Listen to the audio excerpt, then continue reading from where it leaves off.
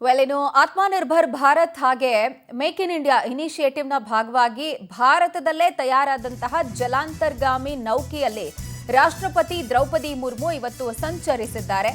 ಆಳ ಕಡಲಲ್ಲಿ ರಾಷ್ಟ್ರಪತಿಗಳು ಸಂಚಾರ ಮಾಡಿದ್ದು ನೌಕಾಸೇನೆಯ ಐಎನ್ಎಸ್ ವಾಗ್ಮೇರ್ ಸಬ್ ಮೆರಿನ್ನಲ್ಲಿ ಪ್ರೆಸಿಡೆಂಟ್ ಕಾರವಾರದಲ್ಲಿ ಸಂಚಾರ ಮಾಡಿರೋದು. ಕದಂಬ ನೌಕಾನೆಲೆಯಲ್ಲಿ ದ್ರೌಪದಿ ಮುರ್ಮು ಇವತ್ತು ಜಲಾಂತರ್ಗಾಮಿ ನೌಕೆಯಲ್ಲಿ ಪಯಣ ಮಾಡಿದ್ದಾರೆ. ಎರಡನೇ ರಾಷ್ಟ್ರಪತಿ ಜಲಾಂತರ್ಗಾಮಿ ನೌಕೆಯಲ್ಲಿ ಪಯಣ ಮಾಡಿದವರು ಅನ್ನುವ ಹೆಗ್ಗಳಿಕೆಗೆ ಪಾತ್ರರಾದರು. ಈ ಹಿಂದೆ ಪ್ರೆಸಿಡೆಂಟ್ ಆಗಿದ್ದಂಥ ಅಬ್ದುಲ್ ಕಲಾಂ ಅವರು ಸಬ್ಮರೀನ್ನಲ್ಲಿ ಪ್ರಯಾಣವನ್ನ ಬೆಳೆಸಿದ್ರು.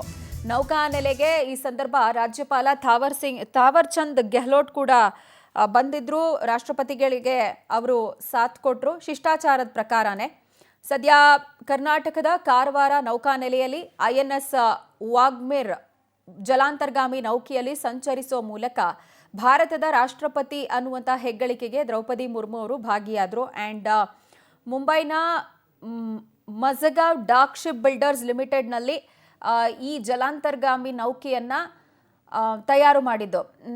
ಮೇಕ್ ಇನ್ ಇಂಡಿಯಾ ಇನಿಷಿಯೇಟಿವ್ನ ಭಾಗವಾಗಿ ಇದು ನಿರ್ಮಾಣವಾಗಿರೋದು.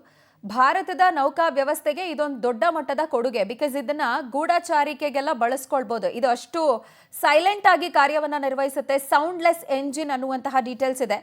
ವೈರಿಗಳಿಗೆ ಪತ್ತೆ ಆಗದಂತಹ ಸ್ಟೆಲ್ತ್ ತಂತ್ರಜ್ಞಾನವನ್ನು ಹೊಂದಿರೋ ನೌಕೆ ಇದು.